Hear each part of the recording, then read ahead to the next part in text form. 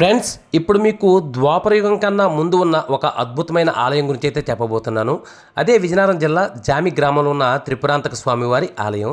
ఈ త్రిపురాంతక స్వామి జామి గోస్తని తీరంలో ద్వాపరయుగం కన్నా ముందే స్వయంభూగా వెలిశారని చెబుతారు. అయితే తదనంతర కాలంలో ఈ ప్రాంతంలో పాండవులు సంచరించారని, పాండవులు ముఖ్యంగా ఏడాది అజ్ఞాతవాసంలో భాగంగా ఇక్కడే ఉండేవారని, ఇక్కడంతా జమ్మీవనం ఉండడంతో వాళ్ళ ఉనికి కనబడకుండా ఇక్కడే కొలువు తీరారని చెప్తారు.